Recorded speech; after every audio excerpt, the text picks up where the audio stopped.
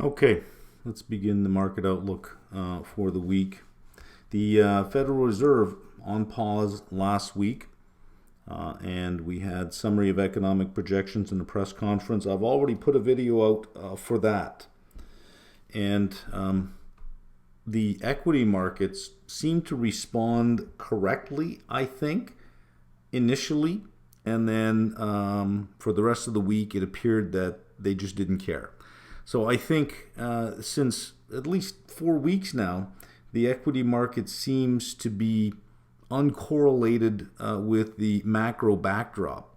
That a top-down approach getting to the equity market, I'm puzzled as to why it's doing what it's doing given the macro backdrop, considering Nasdaq is 9% below its all-time highs in a macro backdrop that's diametrically opposed to the last time it made new highs. It should not be doing that at this point. However, AI is a powerful narrative, and I can't deny it either. I think it is a transformative technology, but usually the bubble comes before the actual valuations become important, and I think that valuation is not important.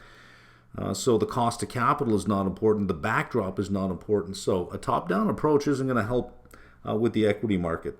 But it'll still help with our duration component. So let's have a look at what we have here. But I don't know that it's worth spending a lot of time on it in terms of the implications for the equity market, because it seems to be heading off on its own at this point. And there seems to be this general lack of concern about what the Fed is doing anymore, that it really doesn't seem to matter.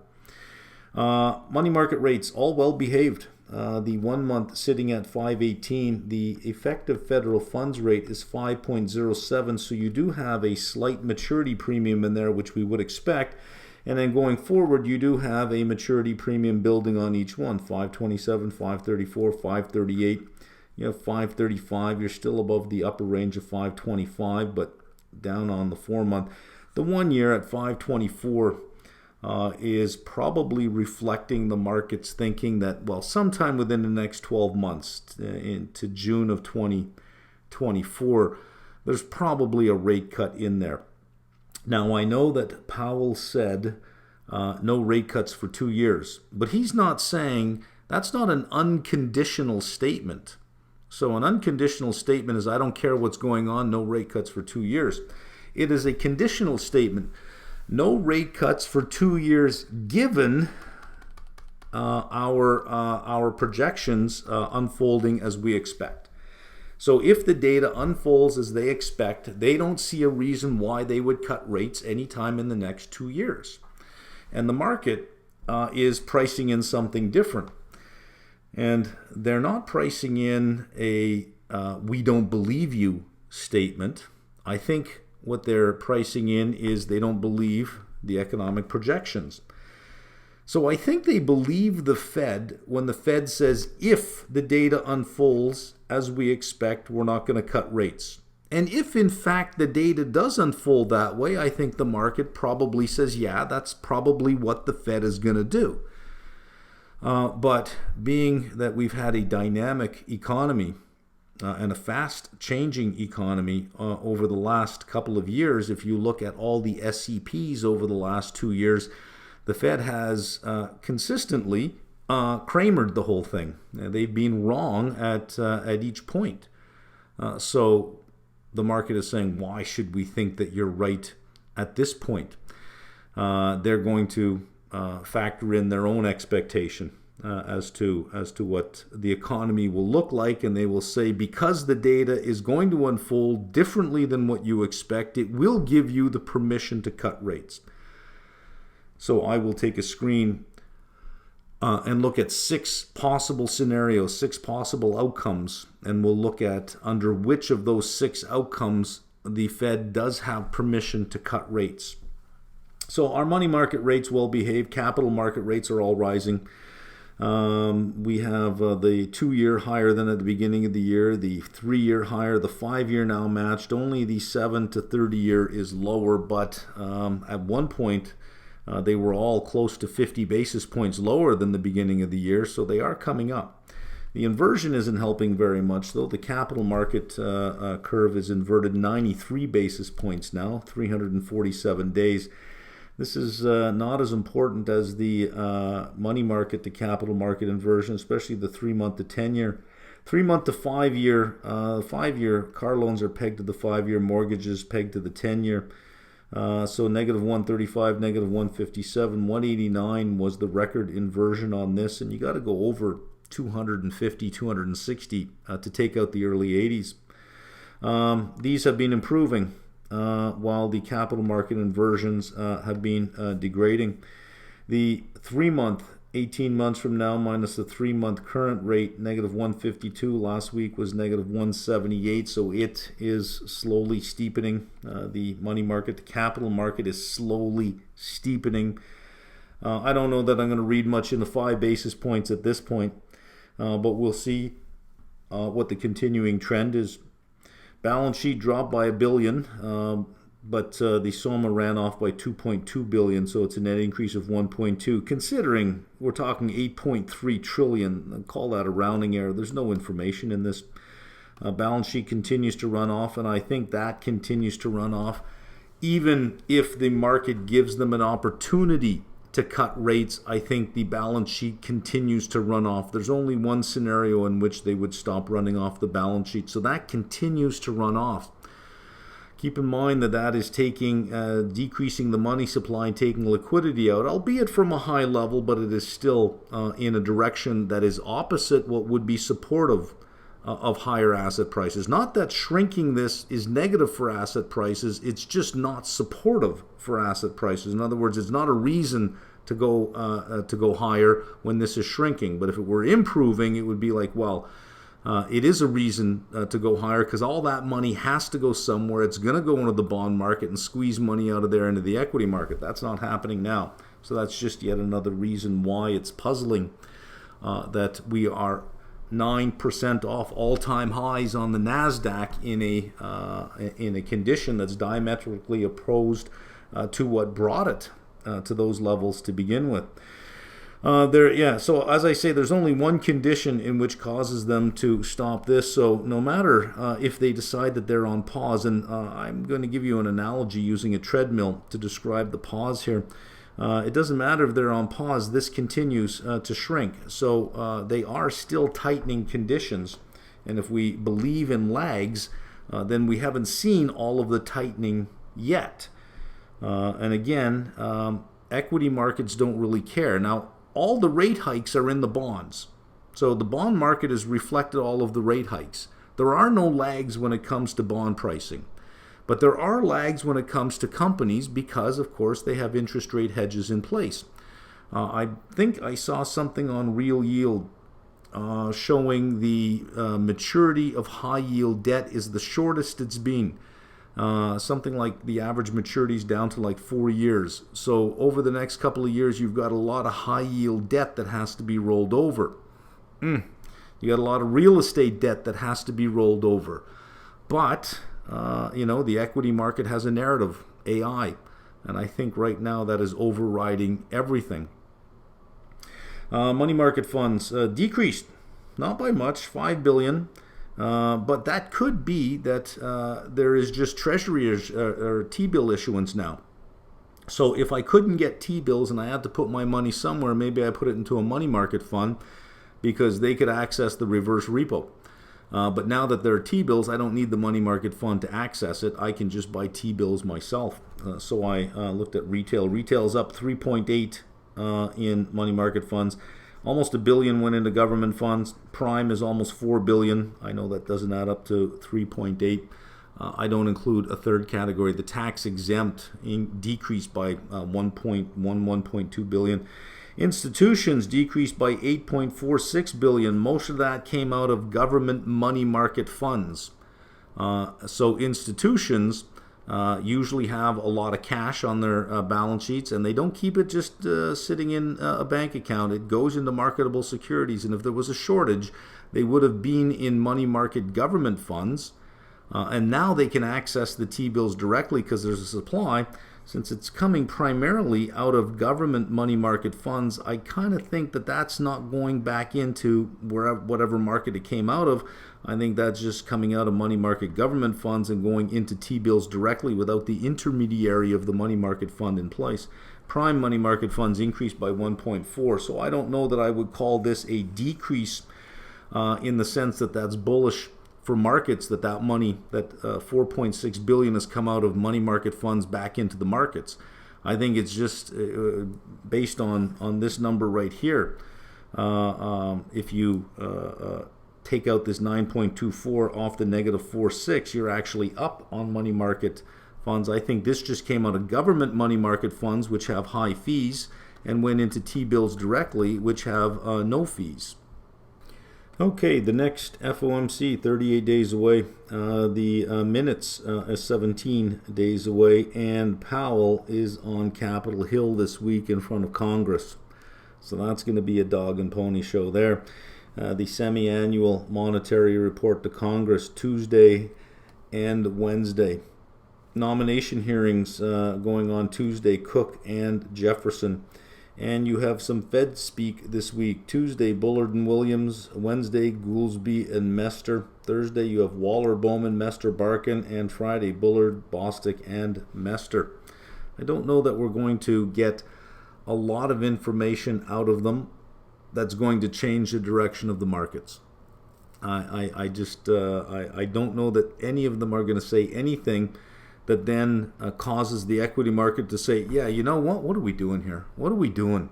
44, 4,500? Are we kidding us on the S&P? Come on, we should be at 4,000. Like, come on, let's go back. I don't think that they can say anything at this point.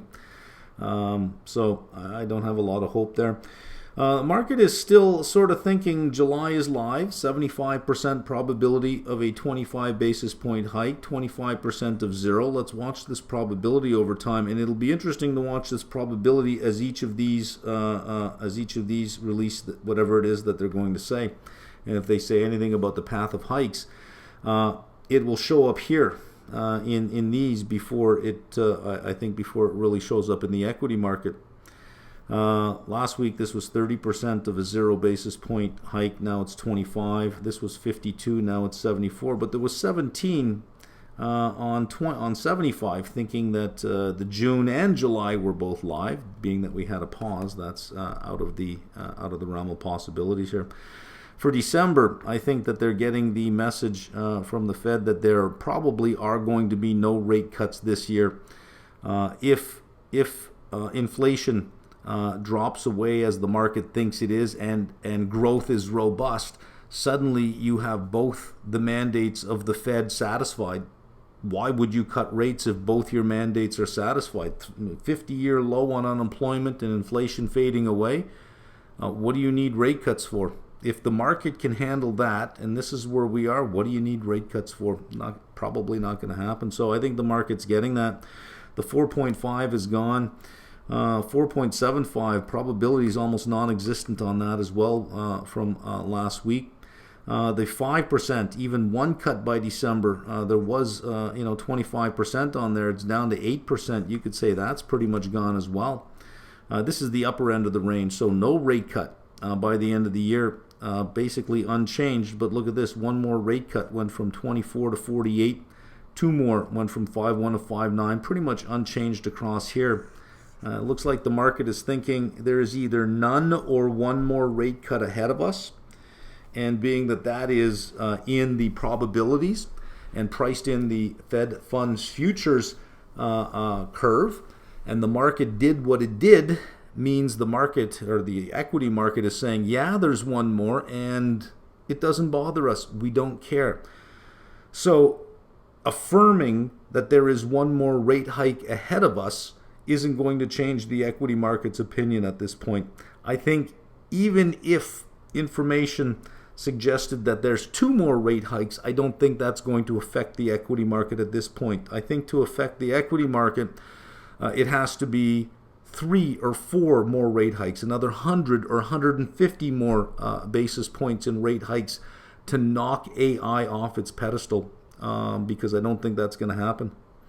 New York Fed, the effective federal funds rate 5.07%, and the reverse repo down 116 billion.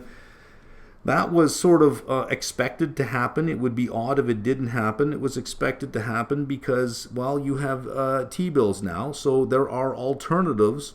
And since you do have an effective funds rate of 5.07 and an upward sloping money market curve past that for the 1 month, the 2 month, you can do better by going into a 1 month, a 2 month, a 3 month, a 4 month, all the way to the 6 month. You can do better. Even the 1 year, you can do better than 5.07. So it should have taken some money out of the reverse repo. The Treasury general account, I'm going to watch this for a while. On June 12th, it was 86 billion. By June 15th, it was 250 billion. Lags, depending on what you believe. Do interest rates work with a 3, 6, 9, 12, 15, or 18 month lag? There's some who are even saying 24 months. I think maybe in some sectors it might be as long as 24 months.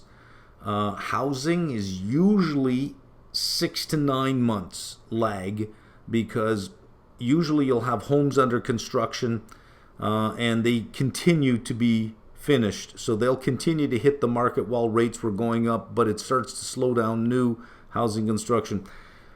It just hasn't seemed to affect the housing construction market at all. And we were, 15 months into this rate hiking cycle? So it's sort of defying what it did in the past. But this is the effect that still has to find its way through the system depending on what lag you think. I seem to think it's somewhere between 9 and 12, 10.5. Based on the weightings I did last week, rough back of the envelope calculations, weighting on what is fixed rate, what is fixed and what is floating rate, and how much has actually been felt. Looking at 10.5, so there's somewhere around 300 basis points maybe that still need to be felt in the wider economy, which could take, well, if we look at commercial real estate, it's going to happen sometime over the next 2 years. If we look at high yield debt, sometime over the next 4 years, because if the average maturity is 4, you've got a significant amount. The left tail of that, if the average is 4, that means you have a distribution. You have a significant amount that is going to have to be refinanced over the next 2 years. That's about $5.5 trillion over 4 years, and roughly $2 trillion of commercial real estate over the next 2 years, along with student loan repayments beginning in September. So that's a lot of debt that has to be dealt with all the time. The Treasury is going to issue another $1.5 trillion before the end of the year. So I think debt is probably sort of a big macro threat right now. But I'm not saying anything the market doesn't already know, and the equity market is doing what it's doing. This is not new information, and the equity market is still doing what it's doing. So we can't say, well, they just haven't figured it out yet. I'm sure they're aware of it, and it is just a big general we don't care. All right, real rates, a couple of them inched higher. The 5-year inched higher, but the 30-year and the 20-year inched a little bit lower. We still have an inversion from the 5-year to the 10-year, 27 basis points, and not a lot of movement here in the break-even rates either. So I don't know that there's any real new information in any of that. If we look at the Fed funds futures curve, as I said weeks ago, this is going to have to flatten out to reflect what the Fed is saying. The market is going to have to come to terms with a Fed that says we're not cutting rates, and they are. Last week we were bottoming out at 94.705, implied rate of roughly 5.3 in August. Now we're bottoming out all the way in October at 94.71 at 5.29, roughly about the same rate, except now it is 3 months further into the distance that it's remaining low. December was 94.895 last week for a rate of 5.1. Now it's 94.765 for a rate of 5.235, which is at the upper end of the 5 to 5.25 range. You could say it's midway between 5 and 5.5, that it is kind of reflecting one more rate hike. So it is flattening out, even going into March of next year. 95.15 is now 94.97. 18 basis points higher, 4.85 to 5.03. So even to next March, you're still within the current range of 5 to 5.25. And I think as we continue on, this probably continues to lower over time like that. Going into next year, it's even improving a little bit. December 24 versus December 23 over 2024. Ending 2024 using 3 months SOFR at 3.8. Ending this year at 5.18. Last week was 4.96. So you can see that this is really come into the range of 5 to 5.25. This is sitting at 3.8. It was 3.45. Implying 138 basis point cut over 2024 versus last week was 151. So this is, rate cuts are coming out. And I think as each week goes by and we get more information, we see that core is going to be sticky. Maybe it doesn't increase, but it's not going to come down as fast as the market thinks it is, not in the core. That's why it's called core. That's why it's called sticky. It didn't get the name sticky for no reason. That I think that this will probably end up fading away to zero as we get closer into the end of the year. We'll start to see that move towards zero. That, well, no, the conditions aren't here for any rate cuts. And again, I'm going to show you 6 conditions that are possible and under what conditions we would allow the Fed to cut. And those conditions have low probability. Looking at TLT. TLT did put in a gain for the week, 0.65, but SPY put in 2.22. That's a price change. It also had a dividend. It went ex-dividend on Friday, so you have to add that on. So the index actually returned 2.6% last week. The only reason it's 2.22 is because that's just the price return. Had it not gone ex-dividend on Friday, it would have ended 1.63 points higher anyway, so you can call it 2.59. I closed my my June 104 puts at 96, a gain of 93 cents on them, which is not bad, considering I thought they would be put to me, and I was going to let them be put to me. I ended up with a gain. This really helped out going into the Friday, and it sort of held its own into the Friday. I think I closed these out on the Thursday or early Friday morning. I forget when, but I got 93. And I opened the July 102s at 160. So I rolled down from 104 to 102, and I got 160 on them. Still, no real volatility in here. So I'm sitting at the 102 puts at 160. If they are put to me, I don't mind owning them at this point. So I'm good with them. And I still have the 110 calls to 115 calls. I have the spread from 110 to 115. Given all of the gains I've made selling puts to work off the price I paid for the 110 calls, along with what I sold the 115 for, I have no choice but to earn money on this trade. Even if that bull spread doesn't work out, my minimum is a gain on this trade because I keep making the puts. So I'm going to do it again on this one. I have not bought the March 105 calls yet. I think I can get them cheaper. With the sentiment right now, I think if I wait closer and closer, I think PCE at the end of this month will come in line with CPI. Headline will be down, but core will be sticky, but the market will focus on the headline. I don't know why, but this time with CPI, it seemed to just want to talk about the headline, and nobody talked about core till somebody said, I thought we were paying attention to core. I mean, I thought I was going out of my mind last week with all the headlines, inflation lowest for 2 years, inflation down to this, inflation this, and that. Yeah, but you're talking about headline. The Fed looks at core, but nobody was mentioning core, and I thought I'm going out of my mind here. It's the market seems to just want to pay attention to the data that confirms its belief and ignore the big thing, which is core, which is what the Fed looks at. And we're going to look at CPI, we're going to look at the core, and you tell me if I'm crazy or not, but I see absolutely no progress on core, exactly as Powell said. So I think PCE confirms it, and if PCE confirms what CPI did, I think the market will be excited about that again. So I think premiums can come out of the 105s for next March. So I wanted to get them below 5. Now I want to get them below 4. I think I can wait long enough and get them below 4. Okay, corporate spreads. This is the last week for this screen because there's really nothing going on here, and it's not worth looking at until something starts going on. There is no interest in OAS with what's happening in the macro backdrop or with rates. We look at credit spreads throughout the week. Spreads don't really care at all. And look at CCC coming in 45 basis points, now under 1,000 at 971. If we look at the performance of bonds altogether since the beginning of the year, this is a bunch of different categories. Even while rates have been going up in the Eurozone, in the US, Canada, Australia, the performance of bonds have all been positive.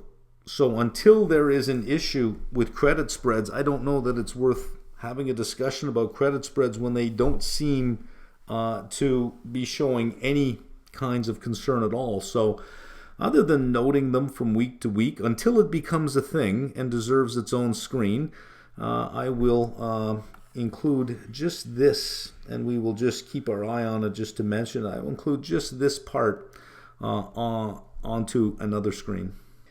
All right, mortgage rate 6.69, down 2 basis points over the same period. This is Thursday to Thursday. Treasury improved by 1 and the spread closed by 2, so that narrows the spread by 3.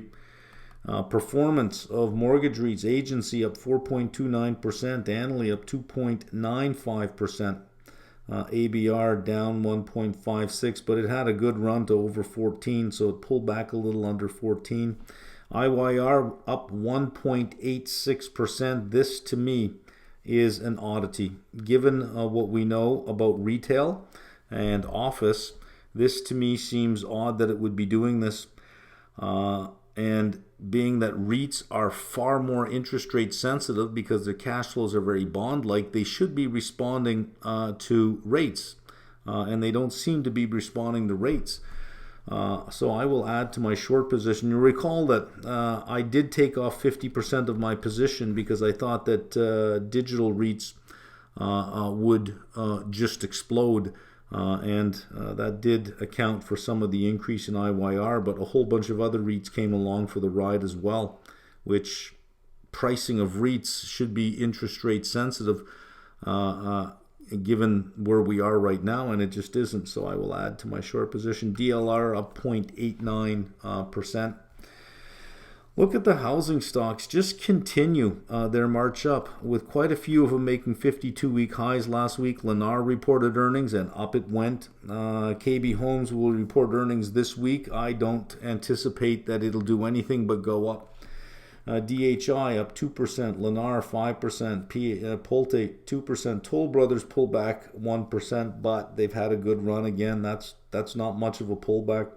KB Homes 4.16. Look at Hovnanian 7.86. They didn't do very well on their guidance for their earnings, yet here they are at a price that is about 5 or 6% above the price they had before they announced earnings. So the market is saying, we don't even care at this point. It's a home builder, we'll take it. Now the home builder index up 2.38%. All my puts on all the home builders expired worthless. So as far as generating income on these guys, it's just super easy right now to generate income. I just keep making it. I can't get assigned. Even moving my deltas up, I still can't get assigned until I actually just buy them. On my other puts that expired worthless as well, Deere over $400, went from $340 to over $400 over a 2-week period. Incredible. Cat, Digital Realty, Rio, FCX, PIC, Annaly, GM, Ford, Cat, Oxy. GM was pushing $38. Oxy, all of them expired worthless, and I opened up July puts on all of these as well, because why not? Mortgage apps up 7.2%. refis up 6%, purchases up 7.58%. This is for June 9th, which is last week. Remember, this is down 2 points, so this was a slightly higher rate. So you're getting mortgage applications with refis and purchases at those levels, with mortgage rates at these levels. Monday, we have the NAHB Housing Market Index. The last read was 50, and it came down from a low of 42 up to 50. 50 is neither expansion nor contraction, so it went into contraction, came out of contraction. It's sitting at 50, so this will be interesting for June. A read above 50 is going to send the housing stocks even higher. Look for fresh 52-week highs on all of them next week if you print above 50. Now, Monday is a holiday, but the index still comes out. Tuesday, building permits for May and housing starts for May. Thursday, you have existing home sales for May. Okay, let's consider CPI. And CNBC put a headline out saying lowest inflation since 2021.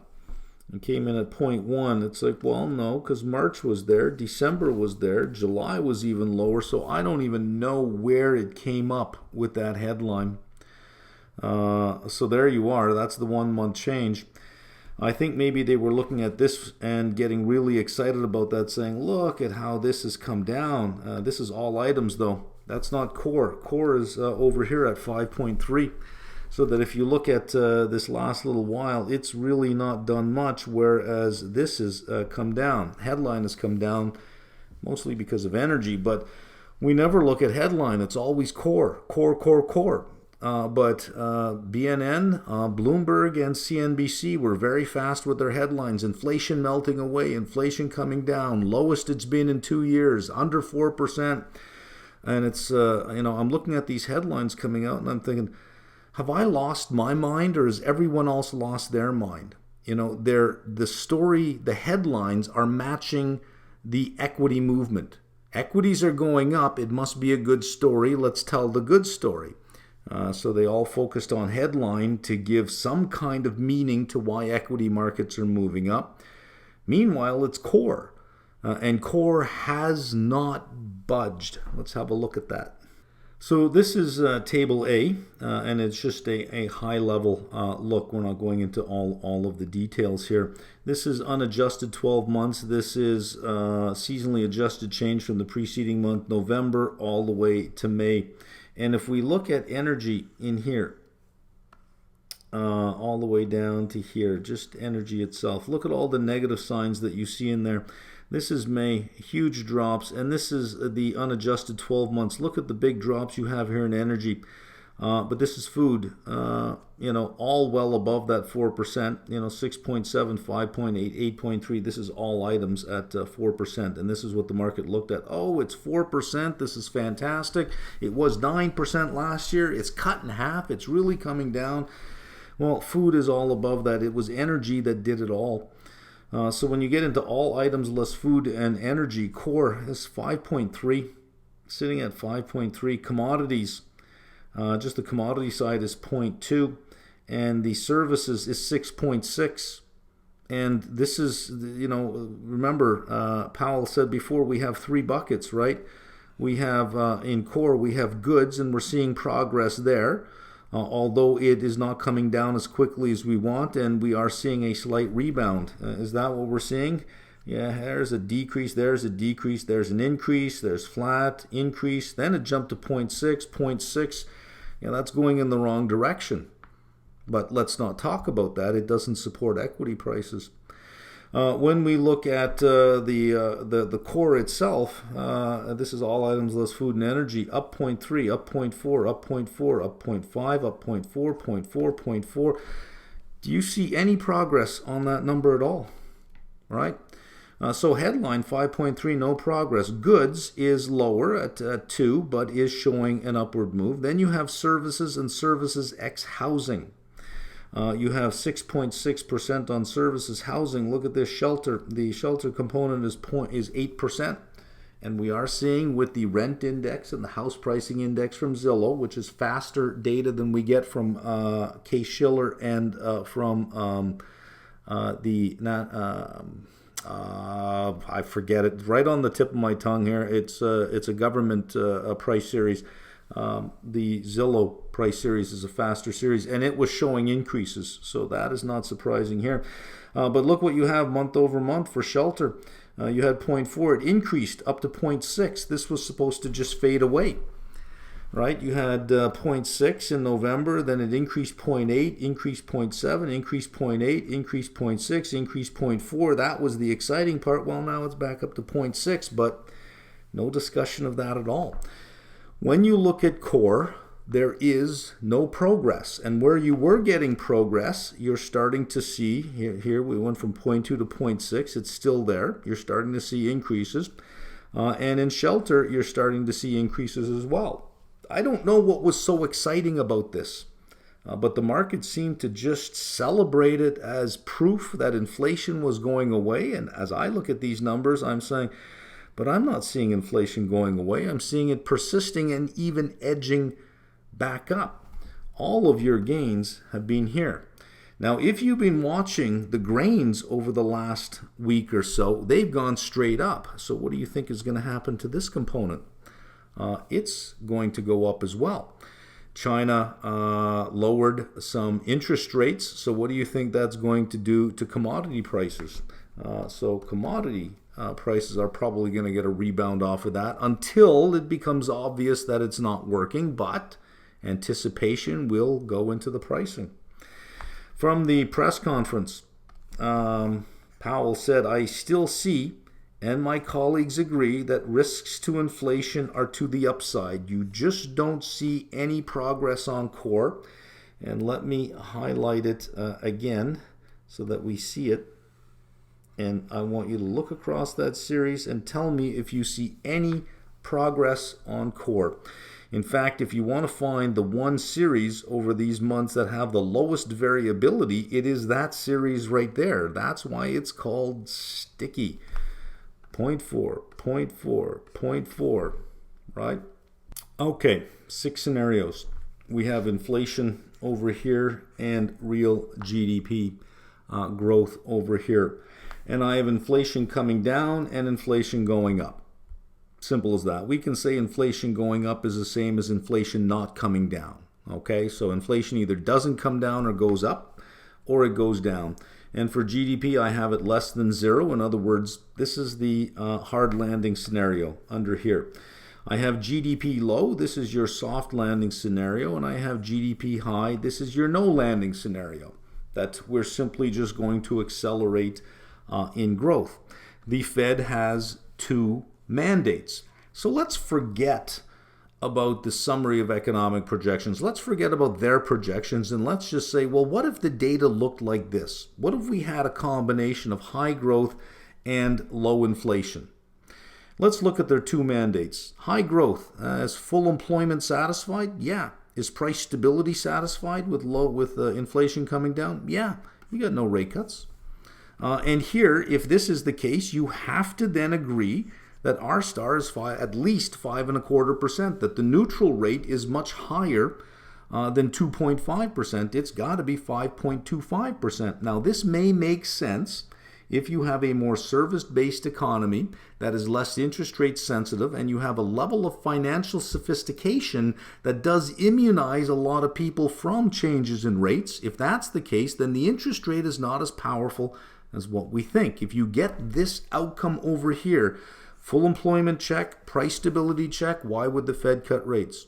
Inflation is low, unemployment is low. Why? Why risk cutting rates in a high growth environment just to get inflation back again? You're not getting a cut in rates. Let's say that growth is high and inflation has not come down or it's gone even higher. Well, full employment check, price stability, you could probably put an even bigger X on there, especially if you go to high growth. You're going to have rates going higher, which means your neutral rate is not 5.25. It's something even higher. So no landing. You have to start pricing in higher for longer, which means you have to think about what an environment looks like with slower credit growth than if rates were pretty much 0. Slower credit growth. And the equity markets are going to have to start thinking about a higher discount rate. Now, we can say that.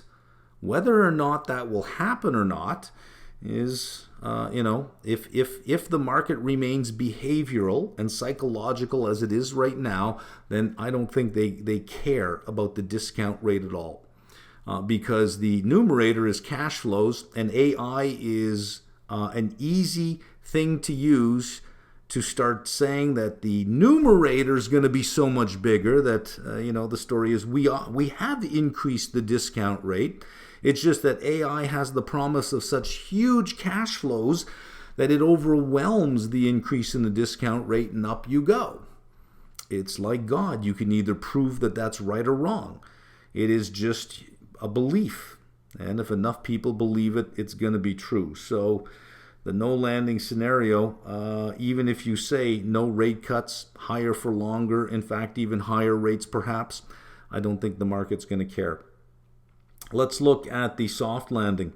And about a year ago, I had put up some research showing a 4x4 matrix that when we are in a high inflation, low growth environment, the probability of shifting to a low inflation, high growth environment was extremely, extremely low. Usually you shifted to a negative growth environment first before you shifted into high growth. So the probability that you can go from low growth, high inflation and automatically head over here to the high growth, low inflation, the probability is very, very low. It's something like, if I can remember the research, it was like under 10%, like 7% of the observations, empirical observations had that outcome. So soft landing, you have high inflation, you're probably going to raise rates, or they'll probably see higher rates. You're going to increase the probability of a hard landing. And if it's low inflation, well, you could head over towards a no landing, but the probability here is low. So let's have a look at what we have in terms of the two mandate. Low growth environment with low inflation, full employment. I say, well, yes and no. Price stability is checked. But you have this low growth environment. I think it would depend on unemployment. If unemployment is still sitting around 3.5%, I don't think the Fed is going to risk lowering rates just to reignite inflation again. I think they're going to say, okay, look, inflation is gone. We have price stability. Take it for all in all. We do have full employment because that is our mandate. People are working. People are getting a paycheck. We are at 3.5% unemployment.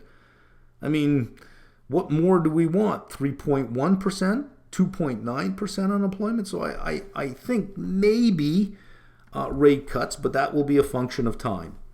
Such that if we are in a low growth environment for 3 months with low inflation, I think they'll say, let's just wait and see. But if we're there for a year and a half, I think at that point, there'll be some pressure to say, okay, well, let's cut rates a little bit. But it's going to be a function of time. The longer you're in this cell, the higher the probability of a rate cut. But if we get there by the end of this year, I don't anticipate that by the first quarter of 2024 we'll be cutting rates. It'll be maybe by the end of 2024, but it'll be a while. Let's say we're over here in true stagflation.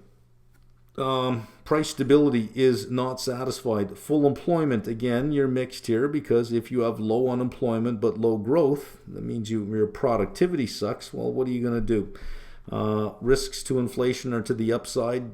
They do mention that in their summary of economic projections. They do forecast a low growth environment. They say that growth will be below trend for the next 2 years. So they are saying, yeah, we expect this. That's fine. And if the data is high, well, then they say they've got 2 more rate hikes penciled in. So you're going to have some rate hikes. So far, the only one that maybe contains some rate cuts is here. Let's go to something breaking, your hard landing. Something did break. Well, that's not going to be good for equities. That's not going to be good for commodities. It's not going to be good for risky assets, but it will be good for bonds, especially long duration treasuries. Full unemployment is not satisfied. Price stability is satisfied. Well, there you go. There's permission. You're going to get rate cuts. But what if you get this? What if the economy crashes and inflation simply doesn't go away? Now you have neither mandate satisfied. Full employment is not satisfied. Price stability is not satisfied. Which one is the more important one? Maybe you get no rate hikes, but maybe you get no rate cuts either. No rate hikes or cuts, because they may look at this and say, well, this still is the problem. If we lower rates to go and save full employment, we risk embedding inflation even more for even longer. And they did say that this will require some harm. It will require an elevation of unemployment. So I think it all comes down to the level of unemployment. I don't think that they're going to act unless unemployment gets much above 4.5, 4.6%. So I think that's the number to look at. So the probability of this over here seems to be very, very low, under 10%. And if we do get there, we must then say the neutral rate is higher than 5.25%, which then sets a floor on the interest rate for the next decade. Because if we do go into an expansion, a 3, 4, 5-year expansion, you're not cutting rates. And in fact, when demand-induced inflation shows up, because we think right now we have supply inflation, if you fix the supply channels and you do have growth, and in every expansion, demand-induced inflation does show up, then you're raising rates from 5.25 to go higher. That just doesn't sound, like an environment that you should be paying higher and higher multiples on equities. So no rate cuts, rates higher, some rate hikes, maybe a rate cut in a low growth scenario with price stability. Certainly rate cuts if you have a hard landing. Tough to say over here, especially if you have elevated inflation and unemployment is only at 4 or 4.2 or 4.3. I don't see cuts. So overall, there's really only one box, I think, where the Fed has clear permission to cut rates, and that's a hard landing, which is not good for equities. So either we say rates are 5.25 and that's where they are. Let's design a world around 5.25, but we're not going home. We're not going back to the zero line. There's this belief that we are out in the wilderness right now and that we will find our way back home. Powell has been very clear throughout the years, especially coming in as the head of the Fed, that the zero line was the wilderness and that we need to go back home to the neutral rate, which is 2.5 or somewhere around 2.5. He tried doing that before and it didn't work out very well. The economy and the market didn't seem to respond very well to that. And now he has cover to do it with inflation, but if the economy and the markets are simply not going to respond to interest rate hikes, then the interest rate tool doesn't work. So what would happen in this scenario otherwise?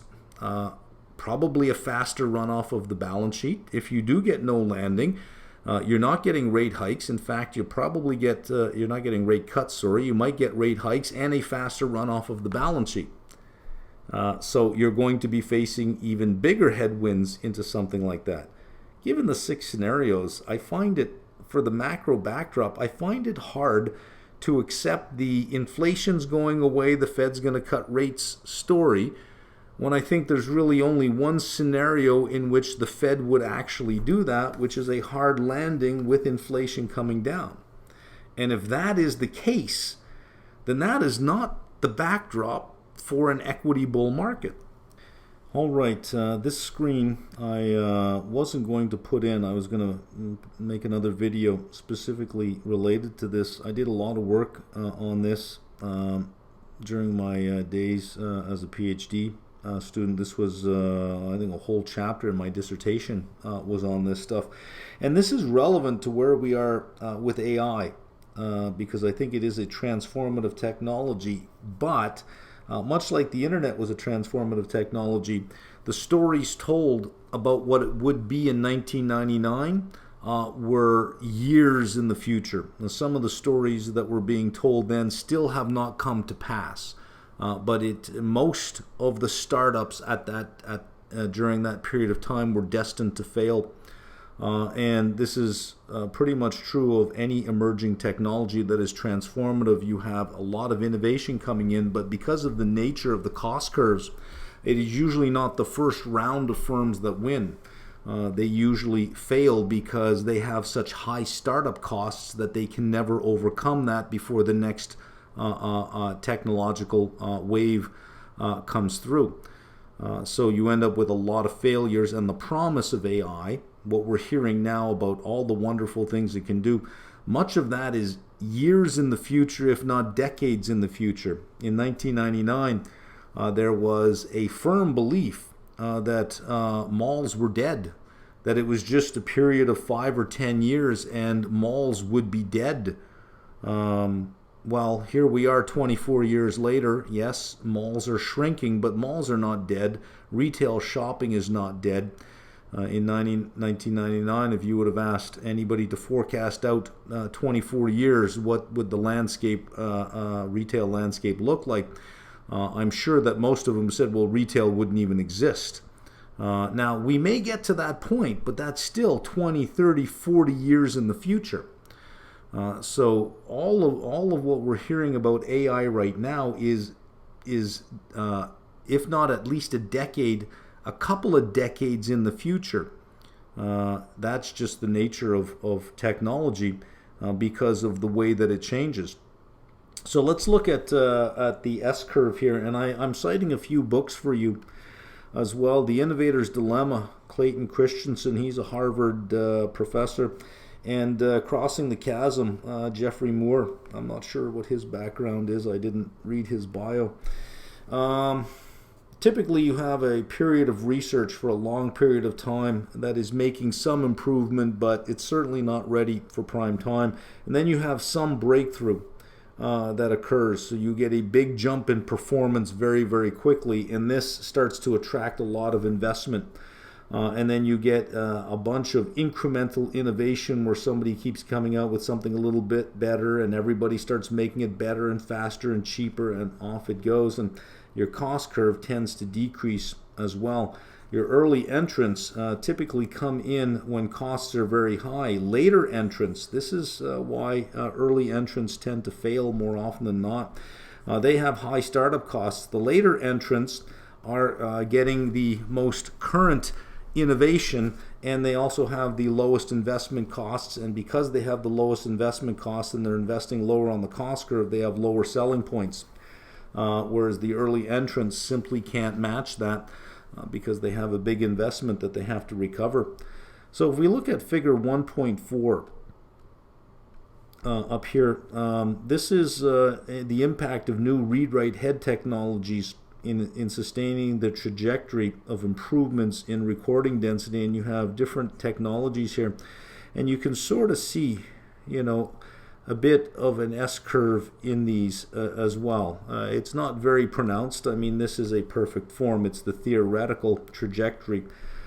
Some industries have a much more clear S-curve, some less, but here's the cost over time. Notice the cost tends to go down. So when you have firms that started up over here, let's say in early 1980, here was the cost curve that they were on. However, by 1985, a new technology had taken over, and this was the cost that they had to produce that. And by 1990, mid-90s, another technology had taken over, and that was the cost that you had to produce at.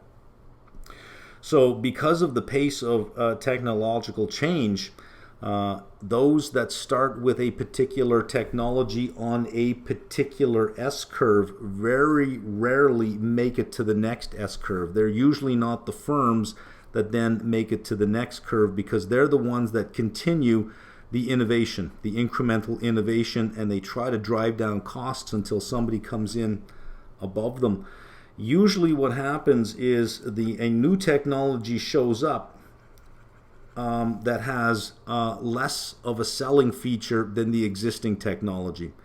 It is got a higher cost, so it's less desirable. However, its trajectory sends it higher than where this one is. So you get this kind of thing where you sort of get S-curves that tend to look like this over time.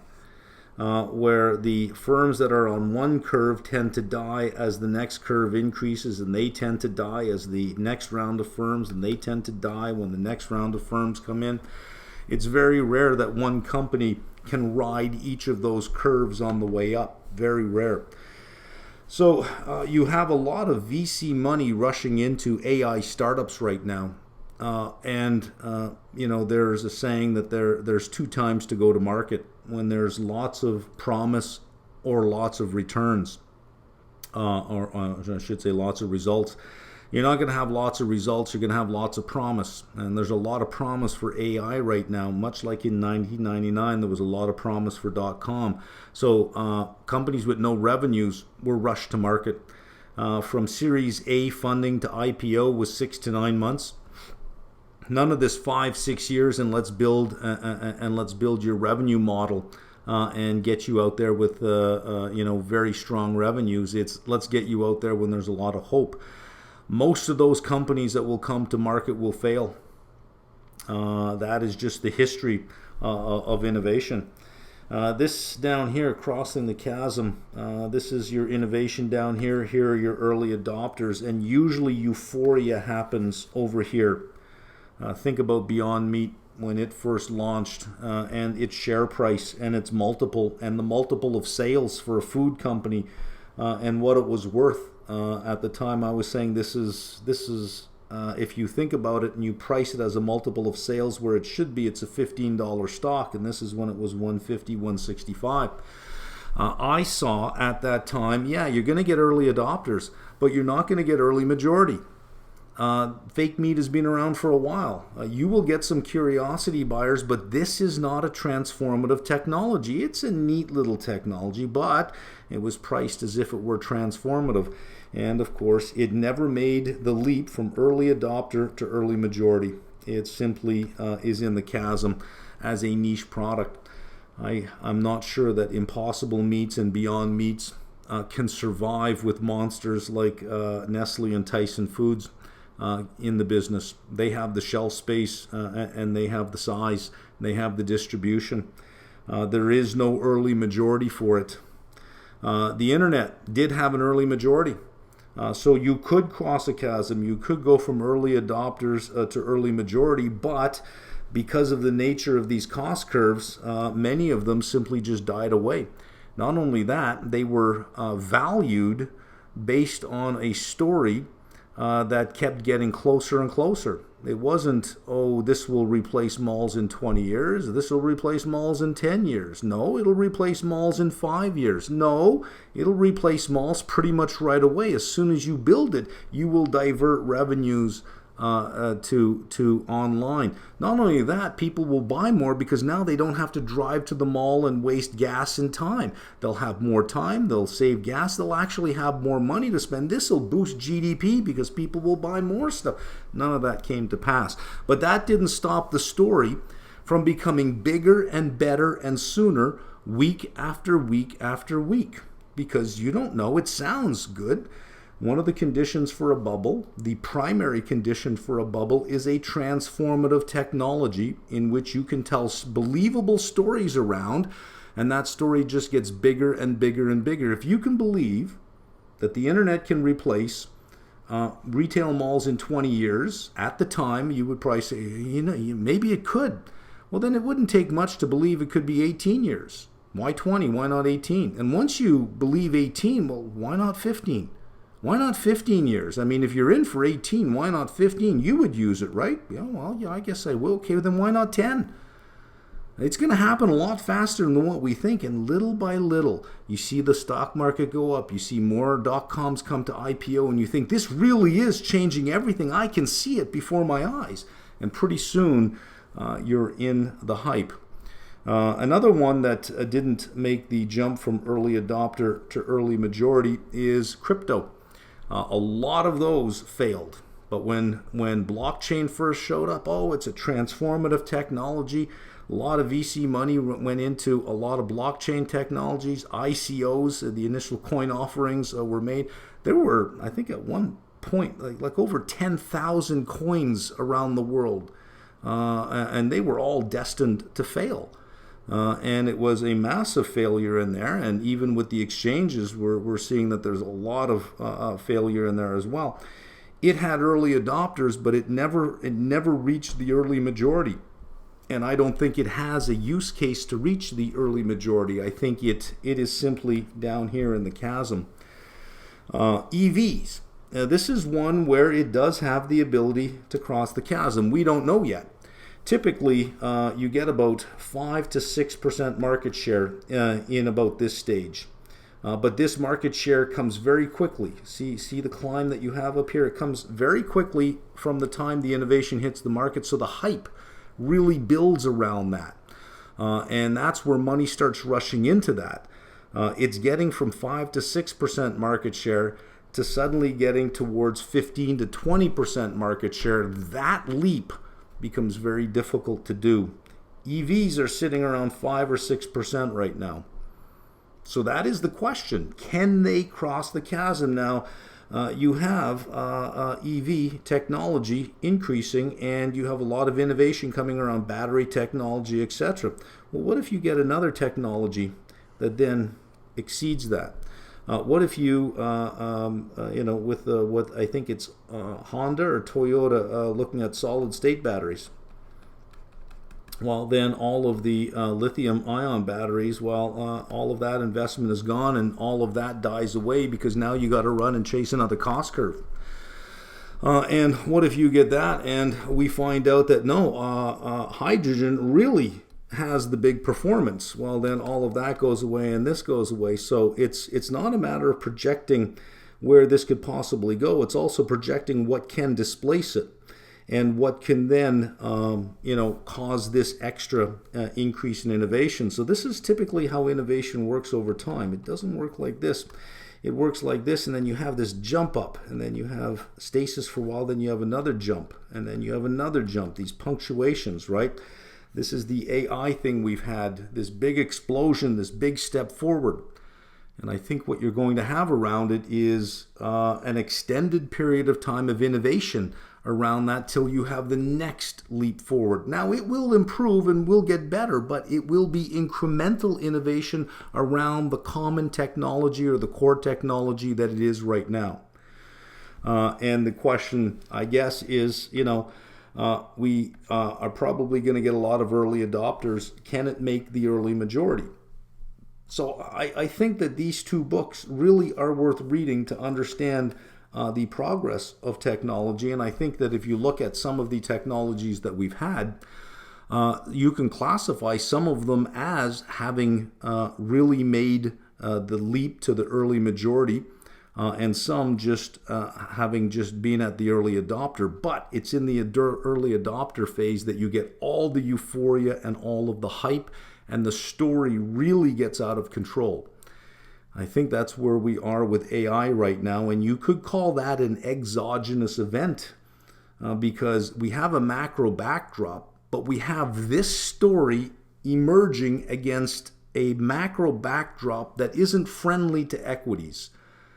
And this seems to be overriding the macro backdrop. So we can't ignore what this means.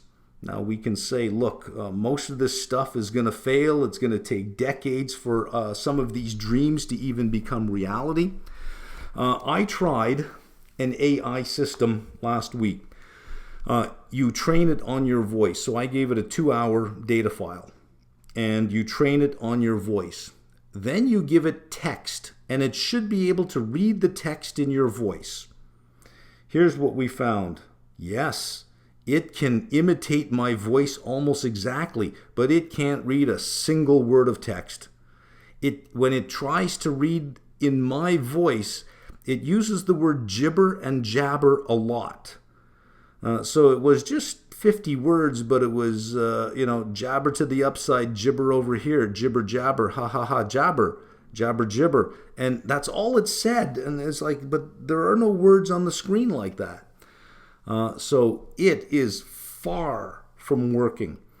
When you ask, and we have the paid version of OpenAI's ChatGPT, and when you ask it questions, It's still not giving perfect answers, and there are large sections of the answer that if you cut and paste it into Google, you can find it word for word on another site. So it still heavily plagiarizes.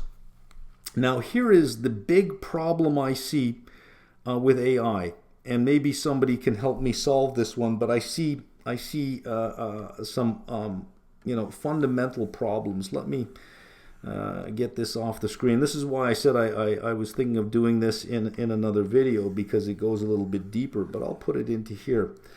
How am I going to get rid of all this stuff here? You know what I'm going to do? I'm just going to create a new screen. How's that? On the fly. So you have these large data sets, and you have algorithms that are searching these large data sets. They're huge, right? And then you ask it a question, and it spits out an answer based on what it can find back here. Okay, that's fine. What if you take this output and this then now becomes content? And somebody else comes along and says, I need a blog post, and this becomes content. Well, as it incorporates more and more into its data set, if this content was a result of the data set it had, is it not then reinforcing the very pattern in the data set such that its expression of creativity, if you think about over time, wouldn't its expression of creativity over time get smaller and smaller and smaller because because we're using it to create content that then feeds back into the algorithm because it becomes part of the public domain of language that it can then use to add to the size of its data set? Wouldn't the continued use of it to generate content narrow the amount of future answers it can give, thereby consolidating on simply just one line of thinking? Maybe somebody can help me solve that. But if it seems to me, if you take a data set and you ask a question and it generates content, it generated that content from something in this data set. And if this then becomes part of the data set ChatGPT tells us its data is current as of, I think it's September 21.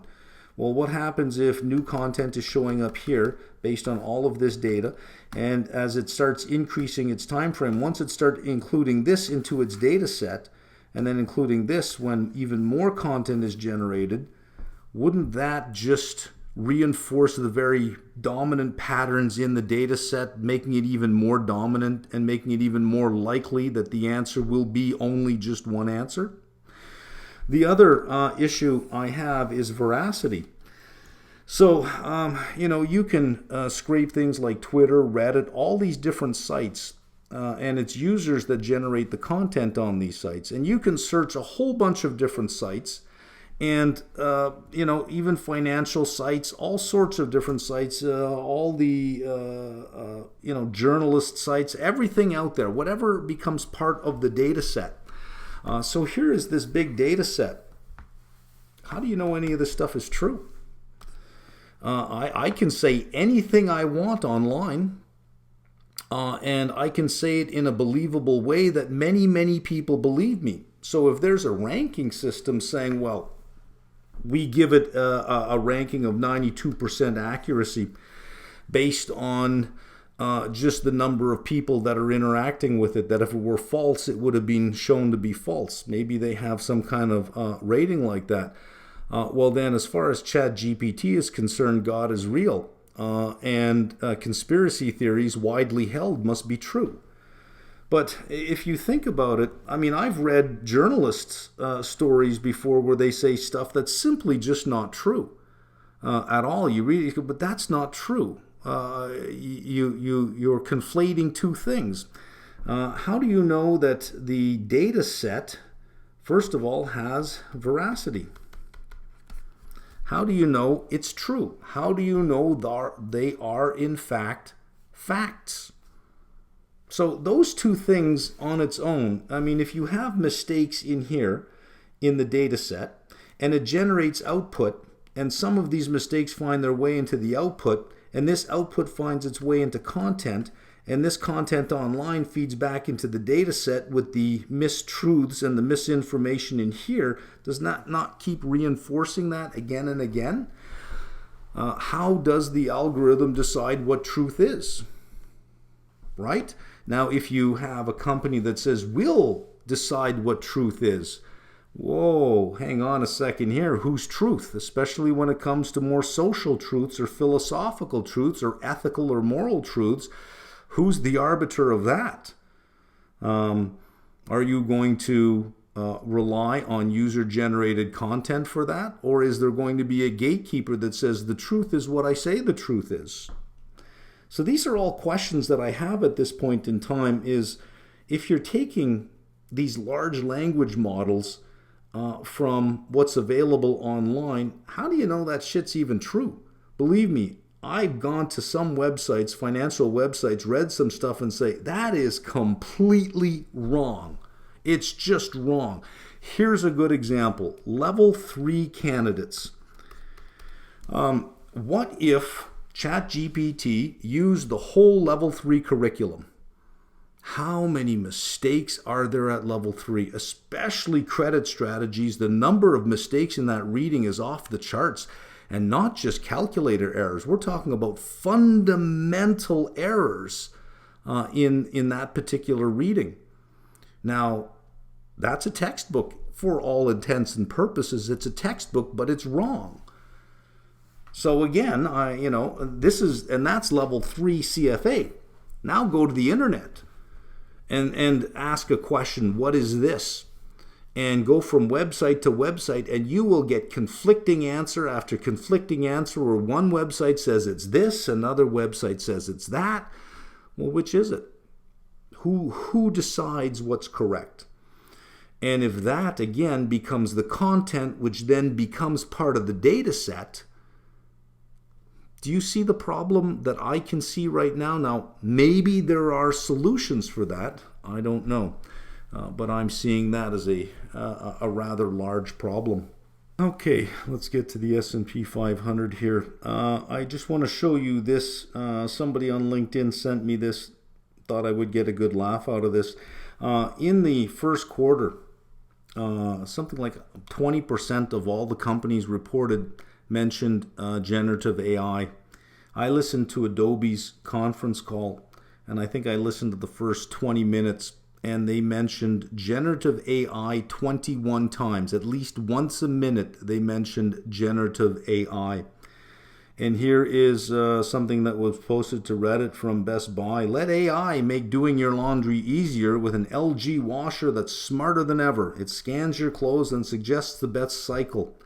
That's not AI. That's a freaking algorithm.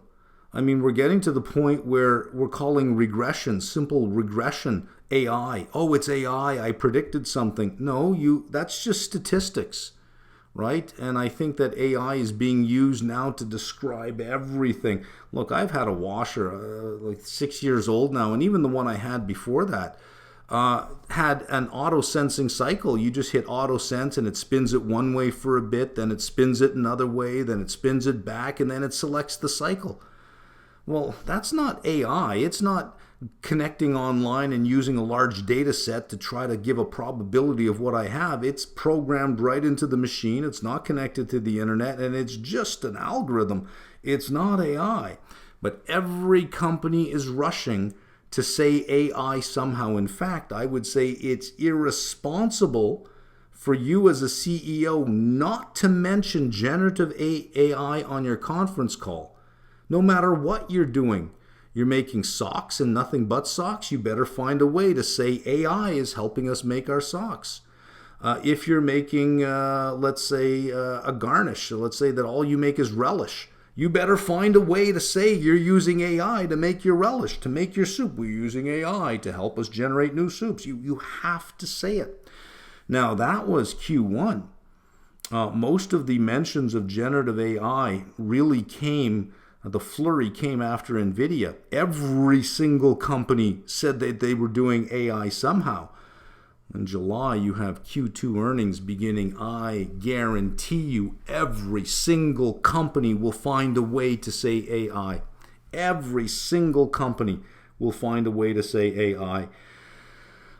This is a repeat of the .com. Now, there was a number of analysts that I've heard trying to defeat that story, saying, oh, this is not 1999 again, and they give a whole bunch of reasons why it's not 1999. And I can defeat every single one of those reasons. And when I show you the Nasdaq chart, I'll get into that. But let's get rid of this right now. I just find this hilarious, when I saw this one here. And there were other examples of companies saying, we're using AI, and you're thinking, oh, come on now. I mean, you're using SPSS that you've been using for 20 years, and it was statistical techniques. Suddenly now it's AI. Overnight it's artificial intelligence. No, it's not. But it's being said and being believed. And as long as it's being believed, right? Here's the S&P 500. Forward 4-quarter operating earnings 223.10, closing SPX 4409. So we're at pushing almost 20 times forward operating earnings. If we look at the forecast for GAAP earnings, the PE is 21.5.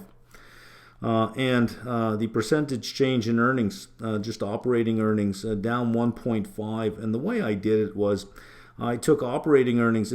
It's 4 quarters over 4 quarters, but the numerator is Q2 23 to Q1 04. The denominator is Q1 23 to Q4 23. So you can't just use the same period of time because Q1's already done. And if I use the same period of time, you'd have 1 month of trailing, 3 months of forward, over 4 months of forward. So it has to be 4 months forward over 4 months forward. It's down 1.5. But the change in price is we're up 15% on the SPX since the beginning of the year. That's not counting the 2 dividends. Throw the 2 dividends on there, you're well about 16% total return. The change in the PE is everything, 16.6 times for the change in the PE. And you also have basically no implied volatility at all. I let my June futures and options on futures expire. I did not roll them over. And I am paring down my position and hedging out as much as I possibly can. Not because the macro backdrop has changed. In fact, the macro backdrop looks as bad as it always has. I can't see how it's supportive of multiple expansion. This is all AI. It started off with 7 stocks giving 100% of the return, and most of that was AI hype. And then this story about we have increasing breadth, that's not entirely true. So as I explained before, I got to get more beta. I have to get more beta. I have no choice here because I was short. I got to get more beta. But I cannot get on board these valuations for stocks that I know will never pan out. You'll never make your money back on NVIDIA at this price. If you're buying NVIDIA for valuation, you're going to die because it'll never get there. 40 times sales. So if the price stays constant, and over 12 months they can double their sales, they'll only be a ridiculous 20 times sales. And if the price stays constant for another 12 months without increasing and they can double their sales again, then they'll be 10 times sales. Then if they can do it again, then there'll be a more realistic 5 times sales. So the next 3 years, they have to double their revenues each and every year without their share price going up just to grow into their valuation. The problem is the size of the market that they would need doesn't exist. And there have to be no competitors. Well, AMD last week announced their new GPU that will be available later this year to go up against NVIDIA. And they have a decent client list as well. And they'll be selling that later this year. And I think that there are a couple of other companies saying we're going to start making our own GPUs. So NVIDIA will not have the market to itself long enough to grow into its valuation. I simply can't buy that. I cannot buy stocks like that. So I'm not alone. You buy what you can. And when you buy what you can because 7 stocks are doing all of this and you have AI hype, you got to get into it somehow. You need some positive beta. You're going to buy what you can, thereby creating the breadth. But it's not optimism in the economy that's creating the breadth. It's the need to get beta. It's the need to get it, and you're going to get it from wherever you can. So that is what is creating the breadth. Look at this. Right up the side. Since NVIDIA, that was it. And that was an event that you could not forecast, really. When being that we are where we are, and I've seen this movie before, you got to get out of the way. So I did not roll over my June options, and I am paring down my September position. It's much smaller now.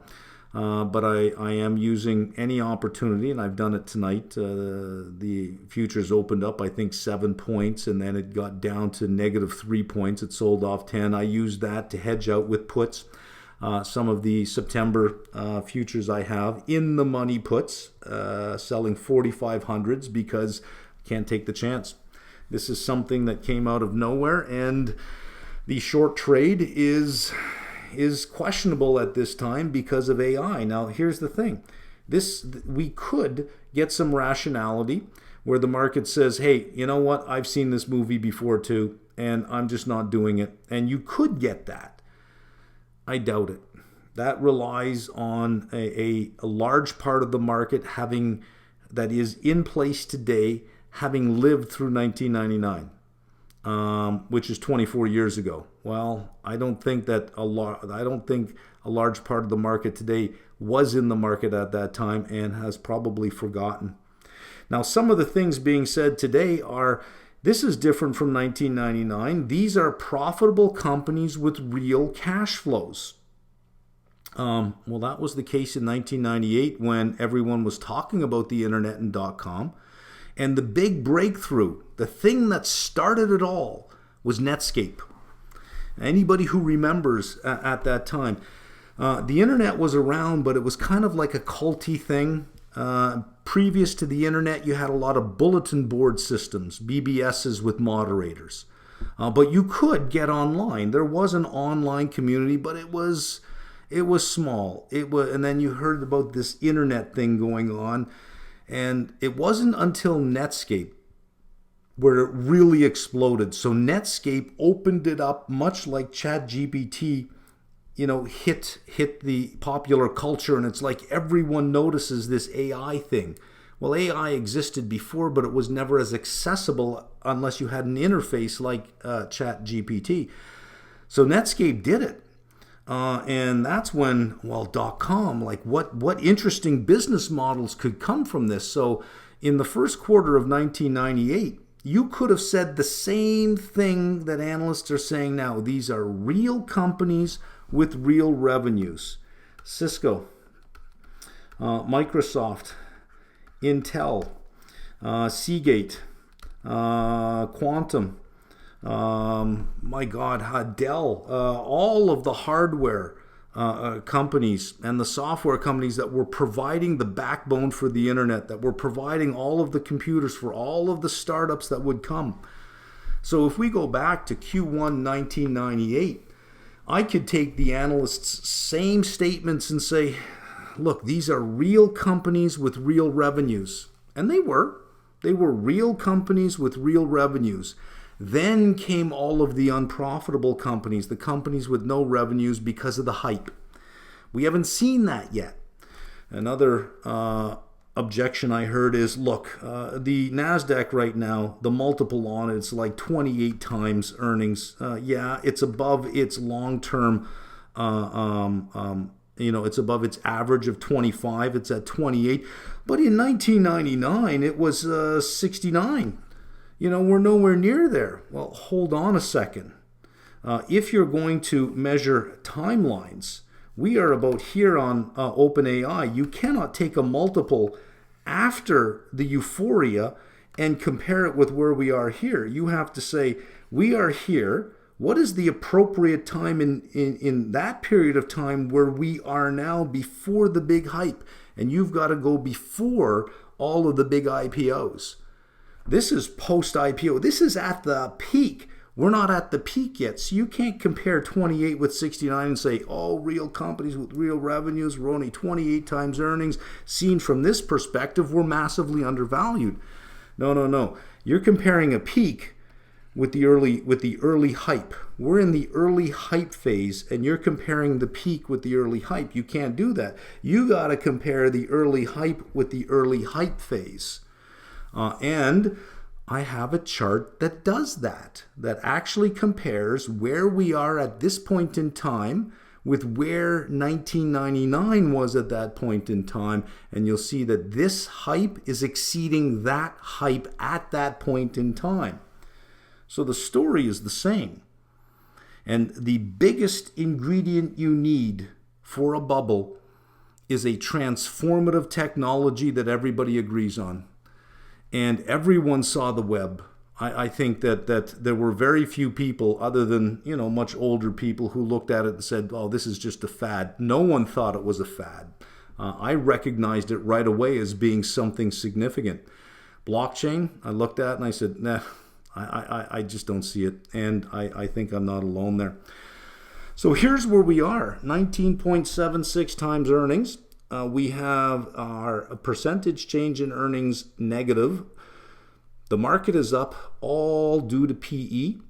It's still the 7 stocks that make up the majority of that, even though other companies are now coming along for the ride, because you got to get beta from wherever you can right now or wherever you feel comfortable getting it. It's all been multiple expansion, and it's all been AI hype.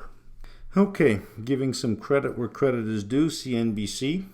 Had a little spot on this, and that is where they listed all of the objections of why this is not the same. And while I was listening to it, I'm saying, but you can't compare this, you can't compare that. And later in the segment, they did say, by the way, if we line things up appropriately, this is what it looks like. So the blue line is 1999 for the Nasdaq 100, and the orange line is where we are year to date. The real IPOs from 1998, I mean, there were a lot throughout the year, but it was in that final quarter, in the latter part of that year, where all of the investments hit the market. Companies were IPOing, like I said, 6 to 9 months after round one, and only round one. Here's round one. You're not even done building out your website. You have no customers. You have no revenue. You have nothing, but we got to get you to market right now. We haven't even seen the IPOs yet, but it wouldn't take much for you to Google VC investments AI, and you'll see the ridiculous valuations going on right now. I think there was a company, if you watch the All In podcast, they had a great segment on it this week where they were talking about a company in France that got their funding, 105 million on the first round, and it's just like an unbelievable amount of money. Also, I do have a site I'll show you shortly which shows how much money has gone into, from VC, how much money has gone into AI, and we'll look at the first quarter and just the jump up in the first quarter. But there you are. So here we are here versus where it was in 1999, and it ended up being stupid. And the story is evolving the same way. These are real companies with real revenues. Look at Intel, look at Dell, look at AMD, look at Cisco, look at Seagate. These are companies with real revenues. Yeah, the other ones didn't come later on. And over here, at this point in time, you had a ridiculous multiple. You cannot compare this multiple with where we are at this time with this multiple. You got to compare these two multiples to figure out if we're ahead of the game or the bubble is bigger now than it was then. But it was there, and then it became all of what it became. Let's get that off the screen because Nasdaq is underneath that one. There we are. So here's Nasdaq, even a more ridiculous move up this side. We are 9% below all-time highs on the Nasdaq. If you go back to this point in time from where we are here, another 9%, and you are at all-time record high on the Nasdaq. Let's look at the red and then I'll explain the white. If you go back to this point in time, the Fed funds rate was 0.2% versus 5.25 now. Money supply was expanding versus money supply shrinking. You had QE still going on versus QT. You had earnings that were expanding. The percentage change in earnings was going up. Now the percentage change in earnings is going down. So I asked the question, if this was part of the everything bubble under these conditions, and we are 9% below all-time highs under these conditions, what do you call this? What do you call that? I mean, I can understand that, okay, you've got almost no money in bonds. It's got to go somewhere. You have a money supply that's increasing, liquidity everywhere, QE going on, and earnings expanding. Where's it going to go? Yeah, it's going to create a bubble in something. But you have the exact opposite things going on, and you're 9% below what you considered to be a bubble, what you considered to be a liquidity and a liquidity-fueled bubble. And we're 9% below that. So what do we call this? Right? That's sort of where I am right now. If that was a bubble, then what is this? 2 letters. And that's all that matters. I can't fight this one because, like I say, I've seen this movie before. We are in a psychological, behavioral market. So I can do all of the macro top-down analysis I want. And the backdrop doesn't look supportive for multiple expansion. It doesn't look supportive for earnings expansion. And if it doesn't look supportive for that because we're in a low growth environment, then this is wrong from a rational perspective. But I don't think the equity market is rational right now because this story gets better every day. Again, real companies with real revenues. The multiple is not that bad. Breadth is increasing. Optimism is increasing. Inflation is fading away. The Fed is on pause. This has the ability to cut costs for companies 30% and increase revenues. By the way, if you're going to cut your costs 30%, every dollar you cut is somebody else's revenue. So I don't quite understand from a micro perspective, if the sum of all the cost cuts equal 30% across all the companies, how at the macro level are you going to raise revenues? If everyone can cut costs with ChatGPT, where's the increase in revenues going to come from if everybody's cost is somebody else's revenue? I don't quite get that inconsistency, but it doesn't matter. The story will dominate. And the media is fueling that story. Last week, what did they do with CPI? They didn't talk about core. They talked about something that supported the rally. And boy, did we rally on CPI. And they just kept fueling that rally. Inflation is going away. AI. Inflation is going away. AI. AI. Oh, by the way, did you hear about AI? And did you hear about inflation going away? AI. The Fed's on pause. AI. And that's all it was. It is the story. For the media not to talk about it would be foolish.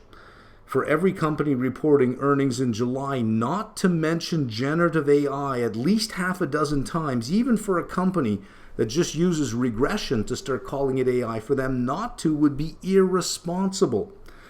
Money is rushing into this in the VC space. They're going to want to get their money out. And again, either lots of results or lots of promise. And right now there's lots of promise, so you got to rush them to IPO right now. Let's have a look at that chart of VC investments in AI. So here is deal value. Here is deal count. Now, the deal count has been going down from Q1 22, Q2, Q3, Q4. Here is Q1 23. Deal value 1.7 billion. But in this quarter, all these deals were announced. There were 4 other deals that were announced as well. Roughly 1.7 billion was generated across 46 deals in Q1 2023, according to PitchBook. An additional 10.68 billion worth of deals were announced in the quarter but have not completed. It's not a crowded market yet, but it's getting more competitive. said Lu Zhang, the founder and managing partner of VC firm Fusion Fund. During Q1, Fusion Fund invested in 2 startups in stealth mode that raised seed funding between 5 and 15. Barrier for entry is still quite low. Let's see, whose portfolio includes generative AI search engine U.com has seen an 80% increase in the number of pitches for generative AI startups in just the past 2 months. So it hasn't even really begun yet in terms of that. But in the VC space, almost every article that I'm reading about VC investments and what's going on, AI, everybody's looking to get in on AI. Brett Calhoun, managing director and partner at Scale VC, has also seen an increase in the number of startups utilizing generative AI. His primary area of interest is in vertical applications, which he dubbed the boring sectors, like synthetic data generation, on and on. But I'll leave a link for this article in the description box below, so that you can have a look at it and decide what you think from there. Okay, you're looking at a black screen. I'm going to give you my treadmill analogy for where we are in the market right now, because sometimes we think better when we think in terms of an analogy. Let's say that you went to the gym and you got on the treadmill, and let's put a treadmill here. There we are. And here you are, walking on the treadmill. Actually, let's give you a better body than that. There, you're walking on the treadmill. And I asked you, can you do 3 hours? And you think, well, okay, I can do 3 hours. We're going to put it at a speed of 2.5 miles per hour and 0% elevation. You could probably do 3 hours if you got good shoes. Good comfortable shoes. You could probably do 3 hours. I don't know that would be long. I mean, we've all gone on a 3-hour hike, I think, at some point in our life, or we've walked. 3 hours isn't much. If you've been on vacation somewhere and you're walking in a city, you probably have spent an afternoon walking around the city. You've done 3 hours. Yeah, you could do 3 hours. But what's going to happen is every 5 minutes I'm going to come around and I'm going to bring it up to 2.6 and 1%. Then I'm going to bring you up to 2.7% and 2% elevation. And I'm going to keep coming around a number of times until you're at about 10% elevation and 3.4 miles per hour. And then I'm going to come around again and say, you know what, I'm on pause. Are you going to be excited? Yay, he's on pause. Well, now your treadmill looks like this, right? And let's draw you out over here in the proper way. And now you've got just another 2 hours to go. But hey, listen, you should be very happy and excited and have a better probability of doing well because I've stopped raising the elevation. And that's kind of where we are in the economy. Is the Fed has raised and raised and raised and raised and raised, and now has said, okay, we're stopping. Yeah, but they're not cutting. They're raising at this higher elevation. They're pausing at this higher elevation. So it's like me doing this and saying, okay, off you go. For any of you who ever have done any incline treadmill work, it's brutally hard. Try walking at 3.4 miles an hour at a 10% incline.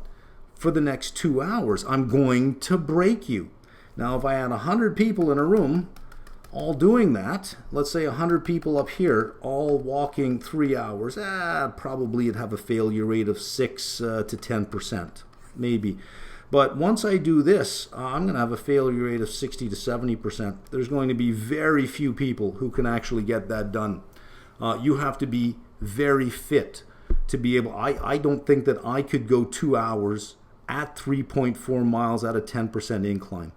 I can maintain maybe 15 minutes at 3.4 at a 15% incline, and then I got to take it down. I can maintain maybe 15 minutes there, and then I have to start taking it down. There has to be cuts in the elevation if I'm going to continue to live on that treadmill.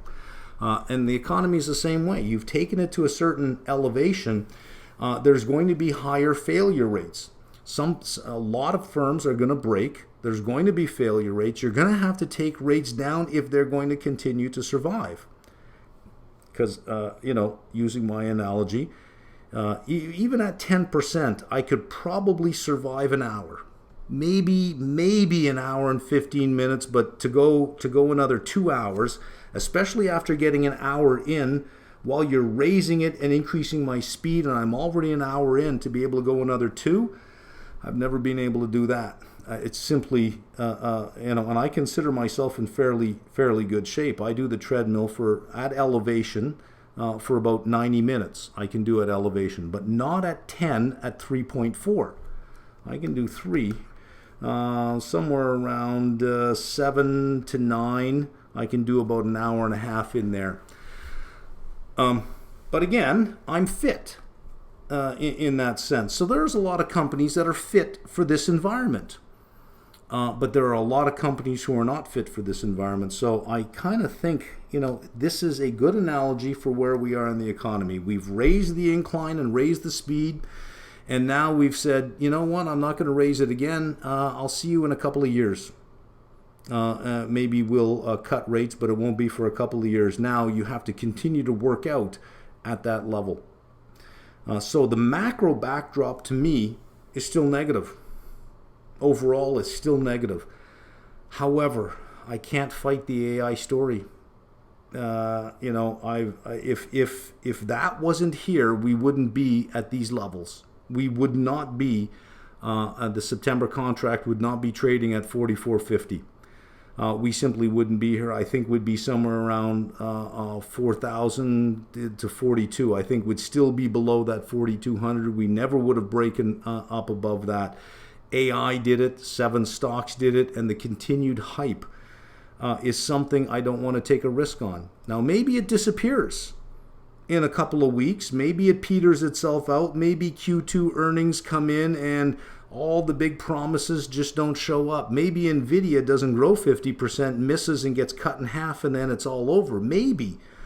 I can't take the chance because I've seen this before, and once the market gets a narrative in its head that cannot be disproven until the future arrives, you can't fight that. There is no data that can take AI down other than the passage of time. And that could be in 1999, after you got through Q1, it was still another year before the market broke. And the Nasdaq continued to go up. And especially going into the second half of the year, it started to accelerate once all those IPOs started showing up. And history does have a way of repeating. And that is the risks to being short are simply far too high right now. So unfortunately, I have to abandon that trade, but I am not chasing performance on this one. I will stick to my knitting. I will flip over to my income strategies. I will hold the companies that I'm comfortable holding.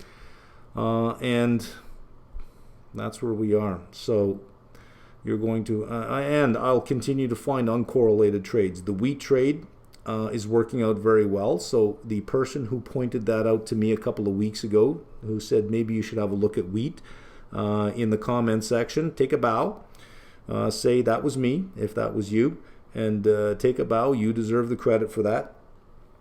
And the spread trade between cattle and hogs are working out. And again, that was highlighted to me in a level 3 seminar that I was holding. And somebody asked me what I thought about it was in the applied series, the live session for the applied series. Somebody asked me what I thought about it, and I hadn't even looked at it for a while. So if you're listening, again, take a bow in the comments section, because that was your idea that I thought was pretty good. So those kind of uncorrelated trades are working out. I'll continue to look for those.